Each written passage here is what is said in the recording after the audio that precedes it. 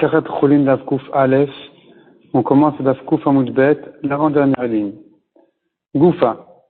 Donc on a vu dans le Daf précédent, Haochel Gidanashe Shel Behemat Mea, celui qui mange le nerf sciatique d'un animal impur, celui qui mange par exemple le Gidanashe d'un âne ou d'un chameau. Rabbi Yehuda Mechayev Shtaim. Selon Rabbi Yehuda, il a fait deux averot. D'abord, il a mangé la viande le Gidanashe d'une bête interdite. Donc déjà en soi, le fait que ce soit une bête interdite est déjà une avéra. Ensuite, le Gidanashe, ça en fait deux. Donc il est chayav deux fois. Rabbi Shimon Poter, selon Rabbi Shimon, il est patour. Donc il est patour, on comprend, il est complètement patour. Il n'a aucune avéra, ni il est chayav pour avoir mangé le Gidanashe, ni pour avoir mangé de l'âne.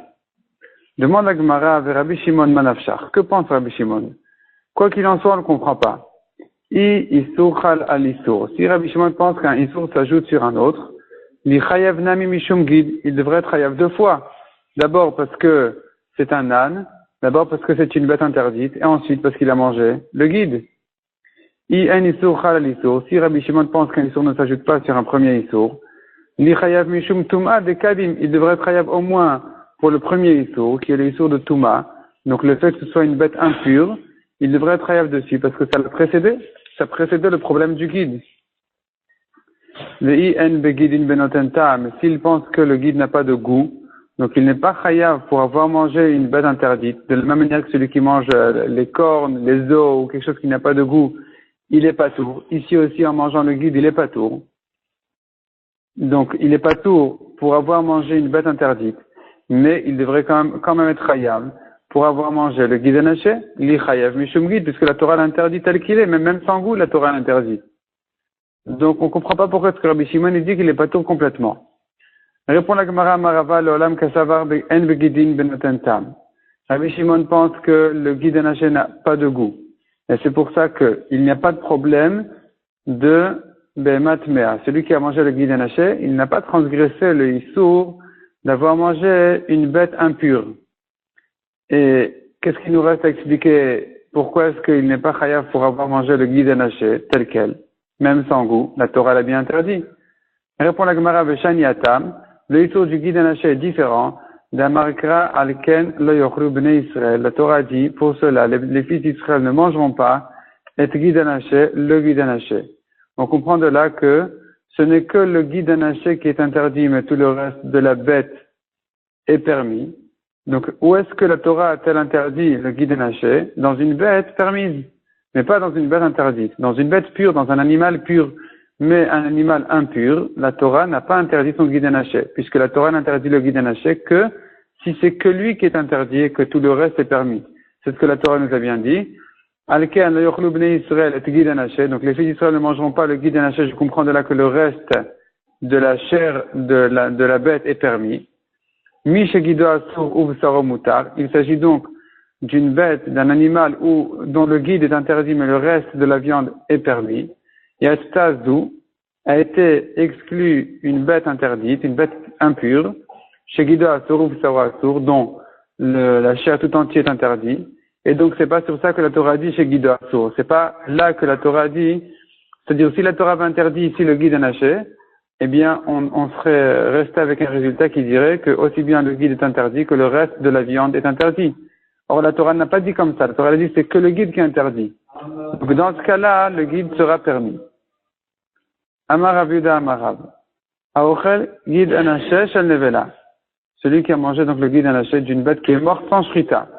Il s'agit d'une bête permise, d'une vache, d'un veau qui est mort sans shrita, qui est donc nevela.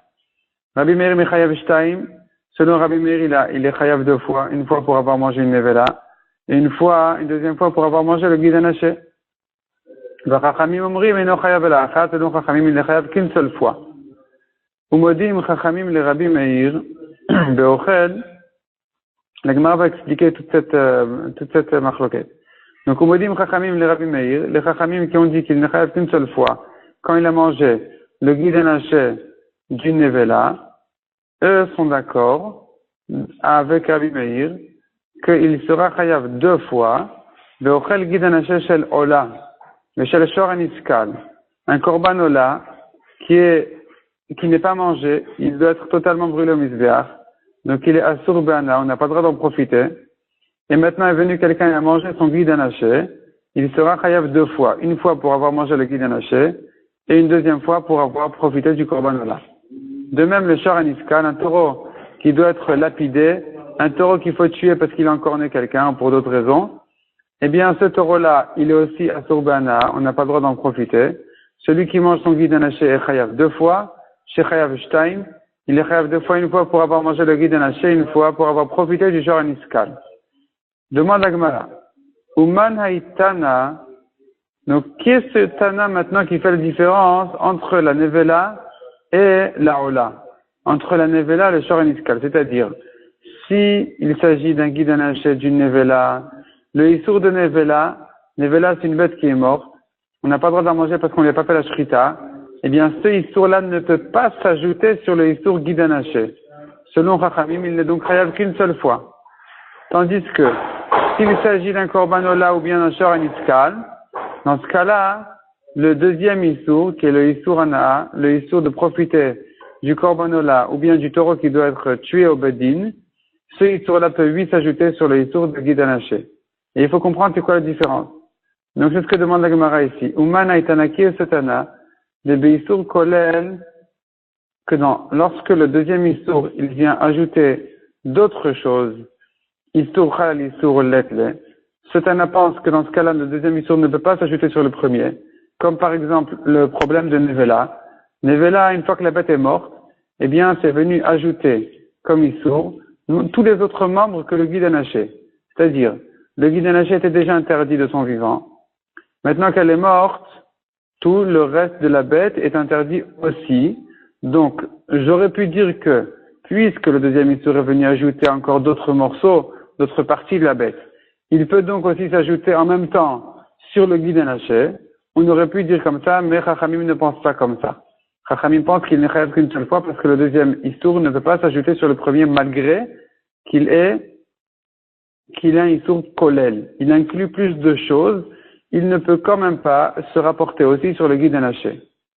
Tandis que dans le cas de Ola et de Shor Aniskal, donc dans le cas où le deuxième issour il est plus grave que le premier, là, il peut s'ajouter sur le premier.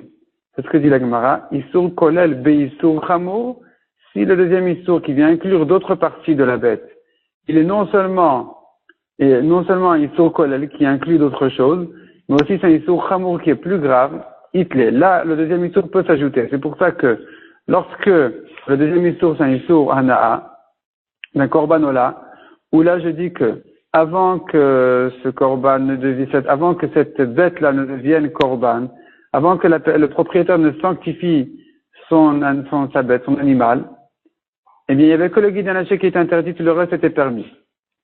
Est venu le bonhomme, il a sanctifié son taureau, il a sanctifié, il a réservé pour korban ola. Eh bien, à ce moment-là, ce qui s'est passé, c'est que le deuxième issour, d'abord, il est venu inclure plus de parties dans la bête, parce qu'au début, avec le guide anaché qui est interdit, maintenant il y a toute la bête entière qui est interdite. Donc déjà, c'est un issour kolel qui inclut plus de choses. Et non seulement ça, mais il est aussi plus grave, parce que jusque-là, c'était que Asur Ba'achila, le guide anaché, on n'avait pas le droit de le manger, mais on pouvait en profiter. Il aurait pu en profiter de n'importe quelle manière. Tandis que maintenant, où c'est un korban ola, il ne peut plus en profiter, c'est même Asur Be'ana'a. Donc le deuxième issour qui inclut plus et aussi il est plus grave, il peut s'ajouter sur le premier issour pour dire que celui qui va manger dorénavant le guide anaché, il est chayav 2 fois. Donc la Gemara fait une recherche, qui est ce Tana qui pense comme ça, qui fait la différence entre un simple issour kolel, un issour qui inclut plus de choses que celui-ci ne peut pas s'ajouter sur un premier issour, en disant que, en même temps qu'il inclut d'autres choses, il va se rapporter aussi sur cette chose qui était déjà interdite. On ne dit pas comme ça. Tandis que s'il est plus grave, d'abord il inclut plus de choses, et ensuite il est plus grave, là, il peut lui s'ajouter sur le premier issour. Donc, qui est ce Tana? Répond la Gemara. Amarava, au début de la ligne, au milieu du Hamoud. Amarava, Rabbi Yossi Galili. C'est Rabbi Yossi Galili. D'Etnan. Parce qu'on a une Mishnah qui dit comme ça. Et là, on passe à un deuxième cas. Dans ce deuxième cas-là, on va voir aussi cette différence entre Issour Kolel et Issour Chamour. C'est ce qu'on verra tout de suite. Donc, de quoi il s'agit ici? tameh she'achal kodesh. Il faut savoir que la Torah interdit aussi bien à un homme tamé de manger du kodesh, du korban, qu'un homme tahor de manger du korban qui est tamé. Donc aussi bien si la personne est tamée que si la viande du korban est tamée, c'est interdit de la manger. Simplement, il y a une différence entre les deux cas. Un homme tahor qui mange de la viande de korban tamé, il a transgressé une interdiction de la Torah. Tandis que dans le cas contraire, un tamé qui a mangé du korban, et lui, il est chayav karet. C'est plus grave encore, parce que s'il était tahor qu'il avait mangé de la viande tamée, il n'aurait pas été chayav karet. Simplement, il a transgressé un lave, une interdiction de la Torah. Tandis que là, si lui, il est tamé, qu'il a mangé de la viande de korban tahor, là, il est chayav aussi karet. Maintenant, la Gemara ramène une Mishnah qui dit comme ça. Tamé she'achal kodesh. Un homme tamé qui a mangé du korban. Ben kodesh tamé, ben kodesh tahor, chayav. Aussi bien si le korban est tamé que tahor, il est chayav. Il est chayav. Donc, selon ce Tanakama, il est chayav, c'est-à-dire que il est chayav karet. Comme si il était tamé qui mangeait de la viande de korban tahor. Il n'y a pas de différence entre si le korban est tahor ou tamé. À partir du moment où la personne qui l'a mangé, il est tamé, il est chayav karet dans tous les cas. C'est ce que pense Tanakama. Rabbi Saglili Omer, tamé she'achal et tahor chayav. Si le korban est tahor et que la personne qui l'a mangé, il est tamé, à ce moment-là, il est chayav, c'est vrai. Il est chayav karet. Donc, Beshogeg, il est chayav khatat. Tandis que tamé, she'achal et tamé, si la personne est tamé, le korban est aussi tamé, patour. Là, il est patour de karet. Il n'est pas chayav karet. Donc, s'il a fait bémézid, il savait que c'était interdit, il a quand même fait, il savait qu'il était tamé, que le korban était tamé. Dans ce cas-là, il est patour. Il est patour et de karet, et de khatat beshogeg. Donc, en général, il sait qu'il transgresse un issour de la Torah, il devrait être chayav karet. C'est-à-dire, si lui était tamé et que le korban était tahor, il devrait être chayav karet s'il était mézid, s'il avait fait exprès, ou bien chayav korban khatat s'il était shogeg, s'il ne savait pas que c'était ce qu'il était en train de faire. Mais là, où lui est tamé, le korban est aussi tamé, selon Rabbi Yossi Aglili, il est patour. Pourquoi? Selon Achal et la davar tamé. Ce qu'il a mangé, ce n'est que quelque chose de tamé. Donc lui est tamé, le korban est tamé. Bien Rabbi Yossi Aglili dit, c'est pas grave, il est pas chayav. Il est pas chayav karet. Amroulo, on lui a dit à Rabbi Yossi Aglili, af tamé she'achal et tahor. Si c'est comme ça, d'après toi, n'importe quel tamé qui mange du korban tahor, donc là, tu es bien d'accord qu'il est chayav. Comment ça se fait qu'il est chayav? Pourtant, en le mangeant, kevan shenagabo, dès qu'il a touché le korban, timeahu, il a rendu tamé. Or là, tu es bien d'accord qu'il est chayav. Donc, tu es en train de dire que un tamé qui a mangé un korban tamé, il est aussi chayav. Pourquoi est-ce que tu dis qu'il est patour? La Gemara demande, Shapir ke amre le Rabbanan. Les Rabbi Yossi Aglili? Les Rabbanan ont bien dit à Rabbi Yossi Aglili. Il pose une bonne question. Qu'est-ce que Rabbi Yossi Aglili va répondre à cette question? Comment ça se fait que Rabbi Yossi Aglili dit qu'un tamé qui a mangé du korban tamé, il est patour, et alors qu'un tamé qui a mangé du korban tahor, il est chayav, alors que le tamé en mangeant du korban tahor, eh bien automatiquement il va le rendre tamé. Ve'amarava, répond la Gemara, benitma agouf ve'achakach nitma basar, si la personne était tamée avant que la viande du korban ne devienne tamée, koule alma le plié de chayav. Tout le monde est d'accord qu'il est bien chayav. Pourquoi? Des issour karet kadim. Parce que le premier issour qui est venu ici, c'est un issour karet. C'est-à-dire, dès que la personne est devenue tamée, eh bien, il lui est interdit de manger des korbanot. À ce moment-là, il y a un premier issour karet, un issour qui dit que lui, en tant que tamé, s'il va manger un korban, même tahor, il est chayav karet. Donc maintenant, dans ce cas-là, même si le korban devient tamé, ça ne peut pas effacer le premier issour qui existait déjà, qui disait que ce tamé-là, cet homme-là, s'il mange du korban, il est chayav karet. Qui pligue, et dans quel cas ils sont en machloket? Benitma basar v'achakach nitma gouf. Dans le cas où, d'abord la viande est devenue tamée, et ensuite la personne est devenue tamée, où là, le premier issour, c'est un issour sur lequel il n'y a pas de karet, Et donc, la question se poserait, est-ce que le deuxième issour, qui est le fait que la personne est devenue tamé, est-ce que ce deuxième issour-là peut s'ajouter sur le premier issour pour le rendre chayav ou pas? Rabbanan, itleo issour kolel. Selon Tanakama, Rabbanan, il pense issour kolel. C'est-à-dire, un issour, le deuxième issour qui vient inclure d'autres choses, il peut s'ajouter sur le premier issour. Et donc, demi-go, demi-chayev, achatichot, teorot, de alma, puisque cet homme-là qui est devenu tamé, il est devenu chayav sur des morceaux de viande taor en général. Donc, la touma ici, le issour, inclut d'autres choses. Donc, mi chayav nami achatichatina, il est chayav aussi sur ce premier morceau-là qui était déjà tamé avant lui. Puisque son deuxième issour, qui est le fait que lui-même est devenu tamé, est un issour qui inclut plus de morceaux de viande, ça peut s'apporter aussi sur le premier morceau qui était déjà un morceau tamé. Donc dans ce cas-là, le deuxième issour peut s'ajouter sur un premier issour. C'est ce que pense Rabbanan. De Rabbi Yossagili, let le issour kolel. Rabbi Yossagili ne pense pas que c'est issour kolel. Il pense pas que puisque le deuxième issour inclut plus de morceaux de viande que ce que nous était interdit avant, donc il s'ajoutera aussi sur le premier morceau. Des migo l'homme rinan. Rabbi Yossagili ne dit pas ce migo-là, c'est puisque son issour en devenant tamé, eh bien, il est interdit de manger d'autres morceaux qui étaient théorim, donc ce deuxième issour-là va se rapporter aussi sur le premier morceau qui était déjà tamé.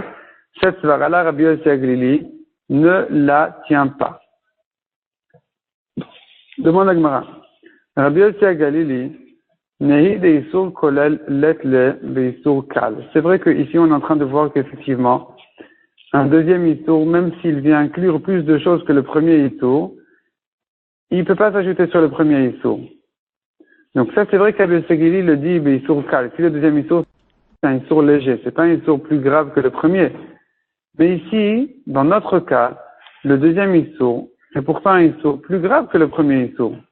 Puisque le premier issour, quand le morceau de korban était tamé, n'était qu'un issour de lave, qu'un issour de la Torah sans carré. Le deuxième issour, c'est-à-dire lorsque cet homme-là est devenu tamé, c'est un issour plus grave parce qu'il est dorénavant chayav karet s'il va manger du korban.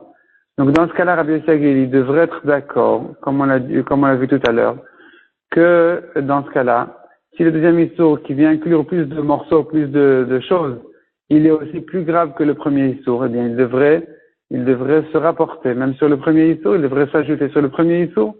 Donc Rabbi Yossi Aglili devrait être d'accord dans ce cas-là, qu'il est huit chayav. Et en quoi le deuxième issour est plus grave que le premier? Demande à Gemara issour chamour, yachul, al issour kal. Le deuxième issour qui est plus grave devrait s'ajouter sur le premier issour qui est plus léger. Ou maïni, ou en quoi le deuxième issour est plus grave?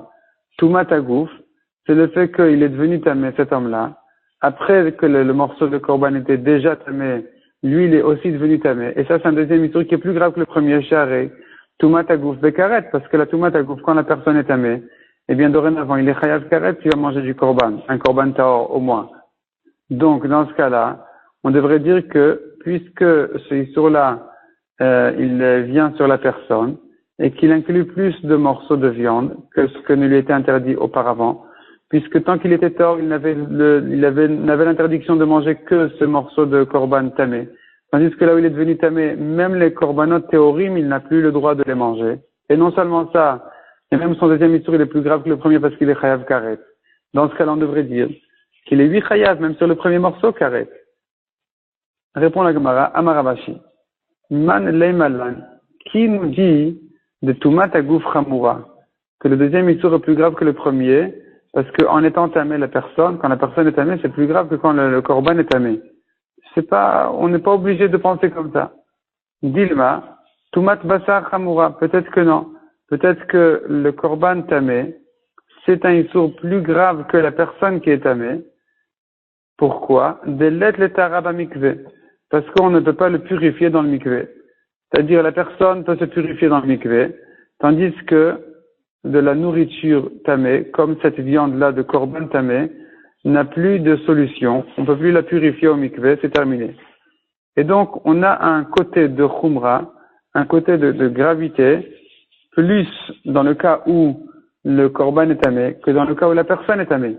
Donc, on n'a pas de preuve d'ici que Rabbi Yossi Aglili pense qu'un deuxième issour ne s'ajoute pas sur un premier issour, même si le deuxième est plus grave que le premier. Parce que peut-être qu'ici, le deuxième n'est pas plus grave que le premier quand la personne est devenue tamée. Peut-être que le premier issour, que la viande, le korban était tamé, c'est peut-être plus grave que le fait que la personne est devenue ensuite tamée, parce que la personne peut se purifier. Tandis que la viande ne peut pas se purifier. Donc on n'a pas de preuve d'ici. Ici, Rabbi Yossi Aglili pense que le deuxième issour ne s'ajoute pas sur le premier, mais dans un cas où on voit clairement que le deuxième issour est plus grave que le premier et qu'il inclut aussi plus de choses, dans ce cas-là, effectivement, le deuxième issour peut s'ajouter sur le premier. C'est pour ça que, revenons au guide Anaché, Rabbi Yossi Aglili fera la différence entre guide Anaché de Nevela. Si la bête est morte, ce deuxième issour-là ne peut pas s'ajouter sur le premier issour parce que c'est un issour qui n'est pas plus grave que le premier malgré qu'il inclut plus de membres de la bête que ce qui n'était interdit au début. Tandis que si le deuxième issour c'est un issour de Korbanola ou bien de Shoraniskal, donc un taureau qui a été interdit Béana, on ne peut plus en profiter.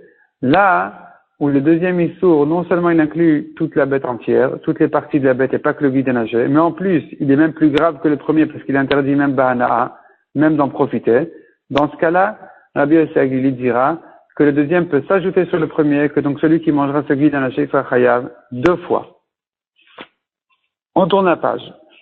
Demande à Gemara, Rabbi Yossi Aglili, est-ce que Rabbi Yossi Aglili vraiment, il pense pas que si le deuxième issour inclut plus de choses, il ne s'ajoute pas sur le premier issour, si ce n'est qu'il est plus grave? Ve'atania. Pourtant, on a une braïta qui va traiter un troisième cas. Donc, on a eu Guide Anaché. On a eu ensuite, donc on a eu Guide Anaché de Nevela, Guide Anaché de Ola et Shoraniskal, qui était la première question, le premier sujet de issour, d'un deuxième issour s'il s'ajoute sur le premier issour. Ensuite, on a eu le deuxième cas, c'est le cas d'un tamé. Un tamé, lorsque la viande était tamée et qu'ensuite la personne est devenue tamée, est-ce que ce deuxième issour s'ajoute sur le premier issour? Et maintenant, on passe à un troisième cas. Le Hatanya, Shabbat ve Yom Kippourim. Lorsque Yom Kippour tombe Shabbat. Shagag ve Asa Melacha, une personne qui a oublié ou qui savait pas que c'est interdit et il a fait un travail interdit pendant ce jour-là de Shabbat et Yom Kippour en même temps. Minaïn, d'où je sais, Shechayav al-ze be'atmo ve'al-ze be'atmo, qu'il est chayav aussi bien pour avoir transgressé le Shabbat que pour avoir transgressé le Yom Kippour. Talmud Lomar, on fait une dracha, Shabbat hi, Yom Kippourim hu. Il est écrit dans la Torah à propos de Shabbat, Shabbat hi, donc la Torah elle vient dire que la personne qui va transgresser le Shabbat est chayav indépendamment de ce qu'il a de Shabbat que de Yom Kippour. Et de même à propos de Yom Kippour, il est chayav indépendamment de Yom Kippour que ce qu'il était chayav sur Shabbat. C'est-à-dire il est chayav et sur Shabbat en soi et sur Yom Kippour en soi, malgré que les deux sont tombés le même jour. Divrei Rabbi Yossi Aglili. Rabbi Akiva Omer, Eno chayav elachat. Ici c'est Rabbi Akiva qui pense qu'il n'est chayav qu'une seule fois. Donc on voit ici, selon Rabbi Yossi Aglili, un deuxième issour ne peut lui s'ajouter sur un premier issour, même s'il n'est pas plus grave que le premier. Comme par exemple Yom Kippour, qui vient s'ajouter sur le issour de Shabbat, où là, le issour de Yom Kippour, il n'est pas plus grave de faire une melacha, un travail interdit pendant Kippour, c'est pas plus grave que de faire un travail interdit pendant Shabbat. Et pourtant, il est chayav aussi sur Kippour, aussi bien sur Kippour que sur Shabbat. Il est chayav 2 fois. Donc on voit ici qu'il suffit que le deuxième issour inclut d'autres choses que le premier, comme Kippour par exemple, qui vient interdire des choses qui étaient permises pendant Shabbat, comme par exemple de manger et de boire. Et puisqu'il vient ajouter d'autres choses, il peut s'ajouter aussi sur ce qui était déjà interdit comme le travail. Donc on voit ici que Rabbi Yossi Aglili pense, même si le deuxième issour n'est pas plus grave que le premier, du moment qu'il ajoute d'autres choses, il peut s'ajouter sur le premier. Répond la Gemara. Shalach Ravin Mishum de Rabbi Yossi bar Rabbi Chanina. Donc Ravin a envoyé au nom de Rabbi Yossi bar Chanina, il a envoyé à Bavel la réponse à cette question. Ravin faisait les allers-retours d'Eretz Israël à Bavel. Et donc quand il était en Eretz Israël, il a envoyé la réponse au nom de Rabbi Yossi bar Rabbi Chanina qui était aussi en Eretz Israël. Et il est venu corriger cette braïta en disant car hata'a shel Mishnah, cette braïta elle est vraie, elle est correcte, simplement veipur. Elle est exactement, mais à l'envers. C'est-à-dire, il faut inverser les avis. C'est Rabbi Akiva qui dit qu'il est chayav 2 fois, sur Shabbat et sur Kippour, et c'est Rabbi Yossi Aglili qui dit qu'il n'est chayav qu'une seule fois parce que le Issour, le deuxième Issour, ne peut pas s'ajouter sur le premier Issour, puisqu'il n'est pas plus grave que le premier. Donc le Issour de Kippour ne peut pas s'ajouter sur le Issour de Shabbat. Shalach Rav Yitzchak bar Yaakov bar Giyuri Mishum de Rabbi Yochanan. Donc, et ça c'est une nouvelle idée. Rav Yitzchak a envoyé au nom de Rabbi Yochanan. Les divrei Rabbi Yossi Aglili, les mailles d'Afran, selon ce qu'on a inversé dans la Braïta, et qu'on est en train de dire donc que selon Rabbi Yossi Aglili, effectivement, il n'est chayav qu'une seule fois pour Shabbat et Kippour ensemble, il n'est pas chayav 2 fois. Shagag be Shabbat, quel sera le dit dans le cas suivant? Shagag be Shabbat, il ne savait pas que c'était Shabbat aujourd'hui, Ve'ezid b'yom Kippourim, et il savait que c'était Kippour. Donc il était tellement pris dans l'ambiance de Kippour qu'il a oublié que c'était Shabbat. Il savait que c'était Kippour, il savait pas que c'était Shabbat. Et malheureusement, il a pris la voiture, chayav. Il est chayav parce que le Issour de Shabbat, c'est le Issour. C'est-à-dire, celui qui transgresse Shabbat, il est chayav khatat. Celui qui transgresse Shabbat ou Kippour, donc s'il a fait Beshogeg, il est chayav khatat. Et s'il a fait Bemezid, il n'est pas chayav khatat. Le korban khatat n'a été donné pour pardonner qu'un shogeg, que quelqu'un qui savait pas, qui avait oublié. Or ici, il faut savoir, selon Rabbi Yossi Aglili, qu'il n'est chayav qu'une seule fois. Sur quoi il est chayav? Sur Shabbat ou sur Kippour? Donc ce qu'on a vu, selon ce qu'on a inversé dans la Braïta, celui qui avait été shogeg 2 fois, on a dit qu'il n'est chayav, il était shogeg et sur Shabbat et sur Kippour, il n'est chayav que d'un seul korban. Il faut savoir, est-ce que sur le korban de Shabbat, il est chayav ou pour avoir transgressé Kippour? Et la manière de vérifier ça, c'est ce que dit la Gemara maintenant dans le cas où il était mezid sur un des deux. Il savait qu'aujourd'hui c'était Kippour, il savait pas que c'était Shabbat, il est chayav. Parce que il n'est chayav que quand on dit qu'il est chayav une fois, c'est que sur Shabbat, pas sur Kippour. Donc ici, sur Shabbat, effectivement, il était shogeg, c'est pour ça qu'il sera chayav. Tandis que dans le cas contraire, Ezid Beshabbat Veshagag B'Yom Kippourim, s'il savait qu'aujourd'hui c'est Shabbat, il a oublié qu'aujourd'hui c'est Yom Kippour, là, patour. Il est patour parce que sur Kippour, de toute façon, on ne voulait pas le rendre chayav. C'était que sur Shabbat qu'on voulait le rendre chayav. Or, ici, sur Shabbat, il ne peut pas être chayav parce qu'il est mezid, il sait que c'est Shabbat. Sur Kippour, tout seul, uniquement, il ne peut pas être chayav parce que le Issour de Kippour ne s'ajoute pas sur le Issour de Shabbat. Donc, il est patour complètement. Maïtama, comment ça se fait que je décide que le premier Issour, c'est le Issour de Shabbat, et que le Issour de Kippour ne peut pas s'ajouter sur le Issour de Shabbat? Amar Abaye Shabbat Kvi avec Kaima. Shabbat, c'est un jour qui est fixé et qui existe depuis que le monde a été créé. On sait que tous les 7e jours seront Shabbat.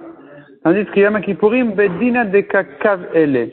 Le Yom Kippour n'est fixé que par le Bedin. Donc c'est un deuxième Issour. C'est le deuxième Issour, c'est celui du Yom Kippour, qui est venu après Shabbat, lorsque le Bedin a décidé que Rosh Chodesh tombe tel et tel jour, automatiquement, Yom Kippour tombera le 10e jour de ce mois-là, de Tishrei, et donc c'est un deuxième Issour qui n'est venu que s'ajouter sur le premier Issour. C'est pour ça qu'on n'est pas chayav dessus, uniquement sur Shabbat. C'est pour ça que s'il était shogeg sur Shabbat, il sera chayav, tandis que s'il était shogeg sur Yom Kippour et pas sur Shabbat, il sera patour. Parce que le Issour de Kippour ne peut pas s'ajouter sur le Issour de Shabbat. Amar le Rava lui a demandé à Abayas, sur cette explication, sauf, Tarvayu Ba'ada de Keatu.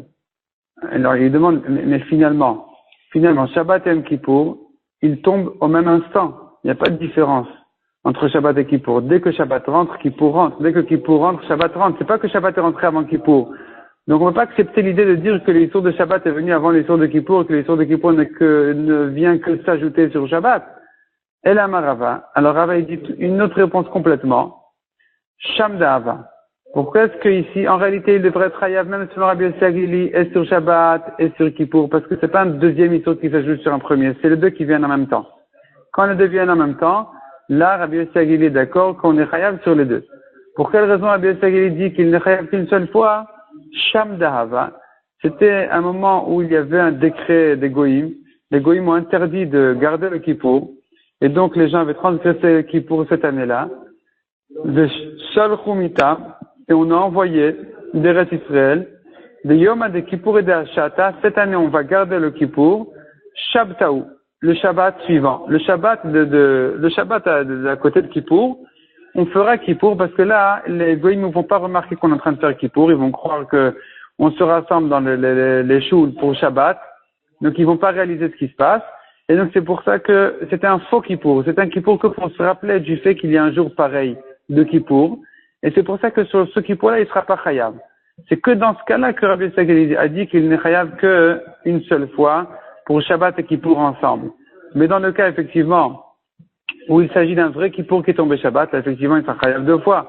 Parce que les deux Issourim viennent en même temps. C'est pas qu'un deuxième Issour viendrait s'ajouter sur un premier. Vechen Kiata Ravin, Vechol Nechouté, de même quand Ravin est venu à Babel et tous ceux qui sont descendus des Israël à Babel ont tous expliqué cette braïta à Marwa Keraba comme explication de Rava que quoi? Qu'il ne s'agit que d'un faux Kippour. Un faux Kippour, c'est pour ça qu'on n'est pas chayav dessus. C'est pour ça qu'Abel Sagil a dit que celui qui fait un travail ce Shabbat-là en question, qui est Shabbat et Kippour, et le faux Kippour, eh bien, il n'est chayav qu'une seule fois. On continue dans la Gemara aux 2 points. Donc, au début de la ligne, la Gemara ramène ce qu'on a vu dans la Mishnah, au milieu du Hamoud, Amar Rabbi Yehuda, Valom ibn Yaakov echule, c'est-à-dire qu'on avait une discussion dans la Mishnah, est-ce que le guide anaché est interdit du temps de Yaakov, des fils de Yaakov, ou il n'a été interdit qu'à Matan Torah? Tanya la Gemara ramène une braïta, toute la discussion là-dessus.